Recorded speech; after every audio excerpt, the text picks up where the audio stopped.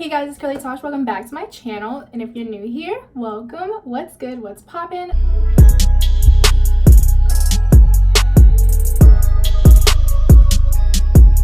So today, you guys, I am going to be trimming my hair. I have not trimmed my hair in a hot minute. I have had horrible experiences every time I have let anybody touch my hair. I've gone to multiple salons and they literally, it's like they don't know what they're doing with my hair. I have been trimming my own hair for the past year and a half now. I'm always satisfied with it because I'm in control of how much I cut off. So I already washed and detangled my hair. I put in this Garnier Fructis smoothing treat avocado extract one. This is so good and it smells really good. And then I just put this cant shea butter leave-in conditioning, so it's easy for me to take a single curl and see where I need to cut. So as you can see, some of my curls look like this. They are perfect, they are healthy, right? And then I have ones that look like this. So you see where the curl ends right here, but then it's straight and it's super long down here. I'm going to cut this off, and I like to split it in the middle. And sometimes I cut bangs. I don't think I'm going to this time, probably whenever my hair gets longer. And then I just kind of like go through looking at each individual curl, just cutting, okay? And I just separate them, just checking. So you see that one is a perfect curl, and then this one has a few stragglies. I just cut them off. This one's a good example. Do you see how it's really like deformed? Okay, so it's actually two curls, but I'm gonna go to the very end just like that, and I cut off this little bit. It was straight and just not what needed to be attached to my hair.